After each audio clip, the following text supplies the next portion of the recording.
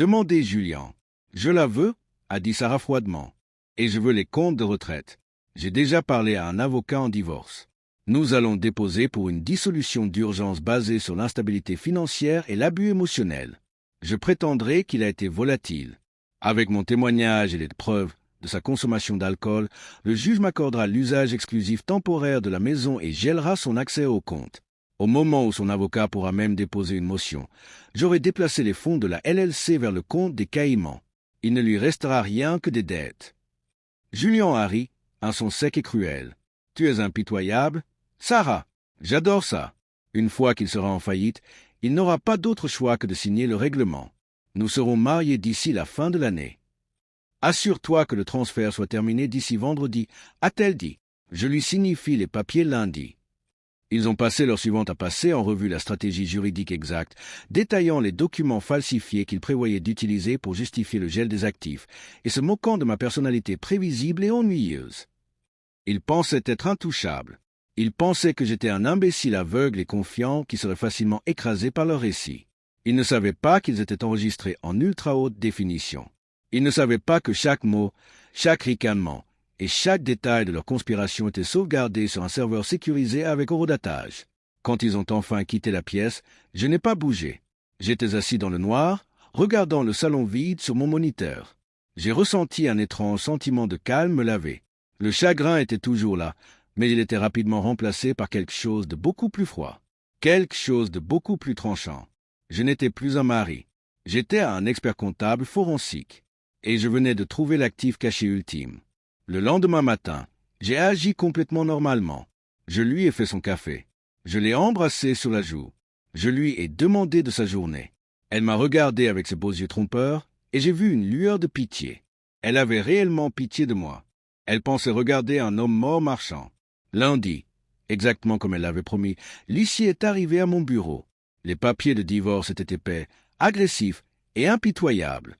Elle réclamait la maison, 80% des actifs liquides, la pleine propriété de nos propriétés d'investissement et une pension alimentaire. L'affidavit qui l'accompagnait me peignait comme un alcoolique financièrement irresponsable, émotionnellement instable, qui était un danger pour notre avenir partagé. J'ai lu le document entier 2 fois. Ensuite, j'ai appelé mon avocat. Il s'appelle Marcus, et c'est un requin dans un costume sur mesure. C'est le genre d'avocat qui ne gagne pas seulement des affaires, il détruit l'opposition. Marcus, ai-je dit, ma voix complètement égale. J'ai besoin que tu viennes chez moi ce soir. Apporte un notaire. Et ne dis pas un mot au conseil adverse. Quand Marcus est arrivé, je ne lui ai pas montré les divergences financières. Je ne lui ai pas montré la LLC suspecte. Je lui ai juste tendu une clé USB. Regarde ça, ai-je dit. Tout. Ne saute pas une seconde. Marcus est assis sur le canapé, le même canapé où Sarah et Julien avaient comploté ma ruine, et a regardé la vidéo. J'ai regardé son visage alors que la couleur lentement drainait de lui. J'ai regardé sa mâchoire se serrer. J'ai regardé ses yeux se plisser alors que Sarah et Julien exposaient toute leur conspiration illégale en audio et vidéo cristallin. Quand la vidéo s'est terminée, Marcus a lentement enlevé ses lunettes et m'a regardé. « Elias, a-t-il dit doucement, ce n'est pas juste une preuve de divorce. C'est une conspiration criminelle. C'est de la fraude électronique, une intention de frauder et du parjure. Si nous soumettons ceci, elle ne va pas juste perdre le divorce. Elle va en prison. Je ne veux pas qu'elle aille en prison. Marcus, ai-je dit, assis dans mon fauteuil. Je veux juste qu'elle perde. Je veux qu'elle perde exactement ce qu'elle a essayé de me prendre. Et je veux que Julien perde sa licence. Marcus a souri. C'était un sourire terrifiant. Considère que c'est fait. Nous n'avons pas déposé de contre-motion immédiatement. Nous avons laissé le temps passer. Nous avons laissé Sarah et Julien penser qu'ils gagnaient. Nous les avons laissés devenir arrogants. 2 semaines plus tard, nous étions assis dans la salle de médiation. L'atmosphère était tendue. Sarah était magnifique, vêtue d'un costume noir net, projetant l'image d'une femme longue souffrante et accablée. Julien était là aussi, agissant comme son consultant financier pour la procédure. Son avocat, un homme suffisant haine. Homé Sterling a fait glisser un document épais à travers la table. « Monsieur Thorne », a dit Sterling, sa voix dégoulinante de condescendance. « Comme vous pouvez le voir, les termes sont plus que généreux étant donné vos récents problèmes de comportement. Signez le règlement et nous pouvons éviter un procès public et désordonné. Il ne vous restera que votre voiture et une allocation modeste. C'est le meilleur que vous allez obtenir. Sarah m'a regardé, ses yeux remplis d'une tristesse fausse et pratiquée. Elias, s'il te plaît, a-t-elle dit doucement. Signe-le simplement. Ne rends pas cela plus difficile qu'il ne doit l'être. Tu sais que tu ne peux pas combattre cela. Je l'ai regardé. Je l'ai vraiment regardé. J'ai vu la femme que j'avais épousée et j'ai vu l'étrangère assise en face de moi. Je n'ai ressenti absolument rien. Pas de colère, pas de tristesse. Juste la satisfaction froide et dure d'un homme qui détient toutes les cartes. Je ne le signe pas, ai-je dit. Ma voix était calme, mais elle a coupé à travers la pièce comme une lame. Sterling a soupiré. Monsieur Thorne, si vous allez en procès, nous introduirons les évaluations psychiatriques, les relevés bancaires montrant vos dépenses irréfléchies. Marcus, les jeux interrompus, ne quittant pas Sarah des yeux, lance la vidéo. Marcus n'a pas hésité. Il a ouvert son ordinateur portable, l'a connecté au grand moniteur sur le mur et a appuyé sur lecture. La pièce est devenue mortellement silencieuse alors que les images haute définition remplissaient l'écran. Il y avait Sarah, il y avait Julian, il y avait le salon, et il y avait l'audio, net et indéniable. Astérisque, nous allons déposer pour une dissolution d'urgence basée sur l'instabilité financière et l'abus émotionnel. Je prétendrai qu'il a été volatile. J'aurai déplacé les fonds de la LLC vers le compte des Caïmans. Il ne lui restera rien que des dettes. Astérisque, le son de la propre voix de Sarah, froide et calculatrice, a résonné contre les murs de la salle de médiation. J'ai regardé la transformation se produire en temps réel. Le sourire suffisant de Sterling a disparu, remplacé par un regard de panique pure et non adulé. Julian est devenu pâle, ses mains tremblantes alors qu'il atteignait son verre d'eau. Mais Sarah était la plus fascinante à regarder. La couleur a complètement drainé de son visage. Ses yeux se sont élargis dans une horreur absolue alors qu'elle regardait l'écran, écoutant sa propre trahison diffusée en haute définition. Elle m'a regardé, sa bouche s'ouvrant et se fermant, mais aucun son ne sortait. La façade était partie. L'illusion était brisée. Quand la vidéo s'est terminée, le silence dans la pièce était assourdissant. Marcus s'est levé, boutonnant sa veste. « Comme vous pouvez le voir, a-t-il dit doucement, mon client n'est pas financièrement instable. Cependant, votre cliente, ainsi que son consultant, se sont engagés dans une conspiration documentée pour commettre de la fraude électronique, du détournement de fonds et du parjure. Nous avons déjà transmis cette vidéo, ainsi qu'un audit forensique complet de la LLC qu'elle a utilisée pour détourner des fonds, au bureau du procureur de district et à l'association du barreau de l'État. » Sterling s'est levé, sa chaise raclant bruyamment contre le sol. « Ceci est irrecevable. C'est une violation de la vie privée. C'est un enregistrement fait dans ma propre maison, par le propriétaire de la maison, pour documenter le vol de ma propre propriété. » Ai-je dit, parlant enfin. « C'est parfaitement légal, Sterling. Et le procureur est très intéressé par le compte des Caïmans. » Sarah a finalement trouvé sa voix. C'était un son aigu et désespéré. « Elias, s'il te plaît, nous pouvons arranger cela. J'étais en colère. Je ne voulais pas dire ça. » Je me suis levé. Je l'ai regardé, et pour la première fois en 7 ans, je l'ai vu clairement. « Tu voulais que je n'ai rien. Sarah, ai-je dit, ma voix stable et calme. Maintenant, c'est ton tour. » Je suis sorti de la pièce. Je n'ai pas regardé en arrière. Les conséquences ont été rapides et brutales. Parce que les preuves étaient si accablantes et la conspiration si explicite, l'avocat de Sarah s'est immédiatement retiré de l'affaire pour éviter d'être impliqué. Sarah a été forcée d'engager un avocat en défense pénale, drainant les tréfonds qu'elle avait essayé de voler. Le divorce a été finalisé en un temps record. Elle n'a rien obtenu.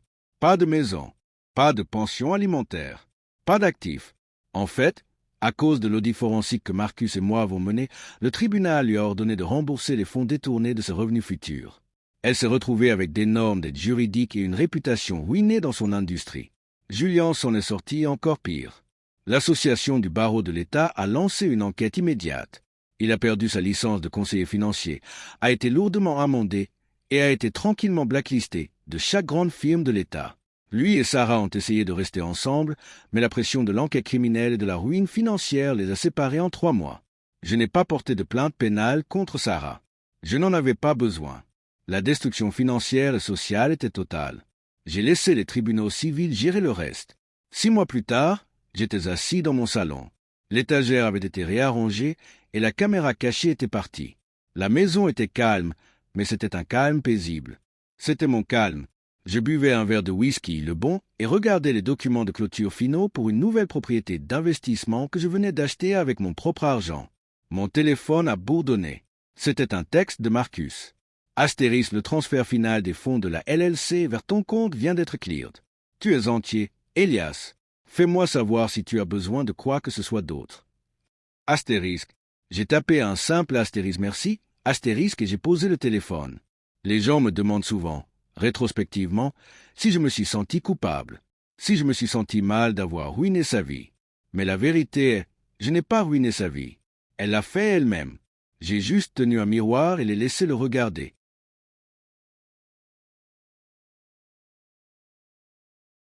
On dit que lorsqu'on regarde près un mariage, on ne fait vraiment que regarder une illusion soigneusement construite. Pendant 7 ans, j'ai cru en l'illusion. J'ai cru au chuchotement tard dans la nuit, au rire partagé autour du café du matin et au confort tranquille de construire une vie avec quelqu'un qu'on aime. Mais les illusions sont fragiles. Et quand elles se brisent, elles ne font pas que se casser. Elles vous courbent jusqu'à l'os. Je m'appelle Elias Thorne.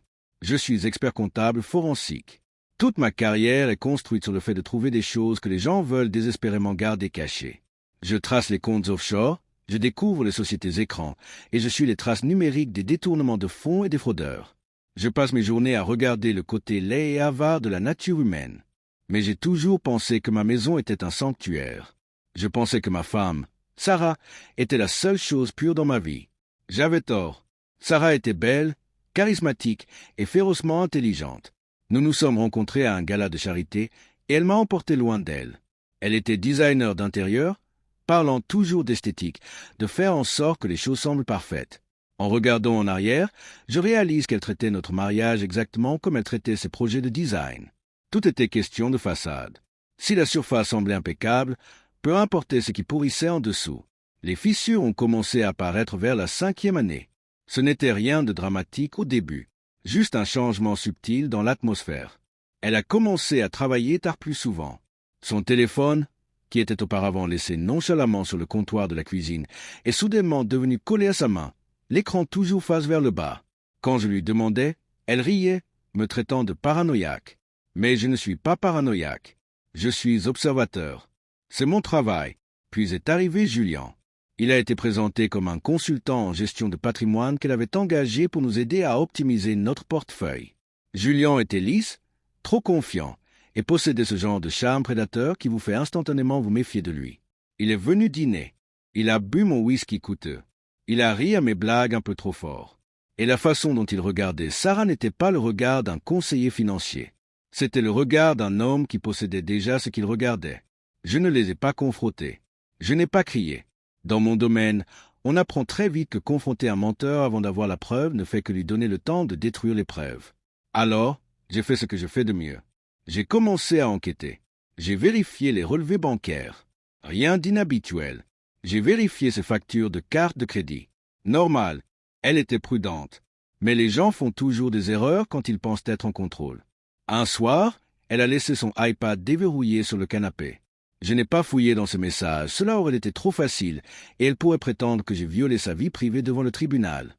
À la place, j'ai remarqué une notification d'une application de stockage cloud. Elle avait téléchargé un dossier intitulé Doc fiscaux 2023. Je l'ai ouvert. Ce n'étaient pas des documents fiscaux. C'était un dossier méticuleusement organisé de nos dossiers financiers, mais avec une torsion. Elle avait lentement, systématiquement détourné de l'argent de nos comptes conjoints vers une LLC privée qu'elle avait créée à son nom de jeune fille. Elle vidait nos économies de vie, et elle le faisait avec la précision d'un chirurgien.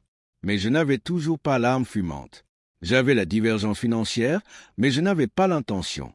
Je n'avais pas la preuve de l'affaire, et je n'avais pas la preuve de la conspiration. Je devais savoir exactement ce qu'il planifiait. Ce week-end-là, pendant que Sarah était à un séminaire de design, je suis allé au grenier. J'ai sorti une petite caméra haute définition 4K que j'utilisais pour les inspections de sites sécurisés. Elle n'était pas plus grande qu'un paquet de gomme, équipée d'un objectif grand angle et d'un microphone cristallin. Je l'ai intégré dans la reliure d'un livre décoratif épais sur l'étagère du salon. Le livre était positionné parfaitement pour capturer tout le salon et la cuisine adjacente. Je l'ai connecté à un serveur local sécurisé et crypté dans mon bureau à la maison. Ensuite, je suis redescendu, je me suis fait une tasse de thé, et j'ai attendu. Il a fallu 3 jours. Un mardi soir, Sarah est rentrée tôt. Elle est entrée dans le salon, s'est versé un verre de vin et a passé un appel téléphonique. Il est dans le bureau, a-t-elle chuchoté. Viens. 40 minutes plus tard, Julien est entré par la porte d'entrée. Il n'a même pas pris la peine d'enlever son manteau.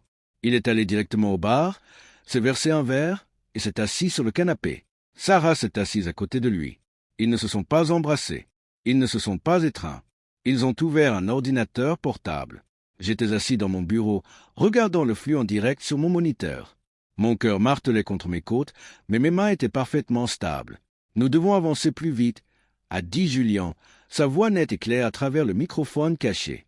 Le marché change, et s'il audite les comptes conjoints avant que nous transférions le reste, nous sommes pris. Il ne les auditera pas, a répondu Sarah, prenant une gorgée de son vin. Il est trop confiant. De plus, j'ai déjà commencé le récit. J'ai dit à mes amis qu'il est stressé, qu'il boit plus, qu'il prend des décisions irréfléchies. Au moment où je déposerai, tout le monde croira qu'il est celui qui a mal géré l'argent. J'ai fermé les yeux pendant un bref instant. La trahison était un poids physique dans ma poitrine, mais je l'ai repoussé. Je devais entendre le reste. Et la maison? Ah! J'ai appris une leçon précieuse cette année-là. L'amour est une belle chose, mais la confiance doit être gagnée et le respect doit être maintenu. Quand quelqu'un essaie de tout vous prendre, il parie sur votre réaction émotionnelle. Il parie que vous crierez, que vous pleurez, que vous ferez une erreur. Mais si vous restez calme, si vous gardez la tête et si vous les laissez creuser leur propre tombe, vous n'aurez même pas à prendre une pelle. Vous devez juste vous assurer d'avoir une caméra qui tourne continuellement.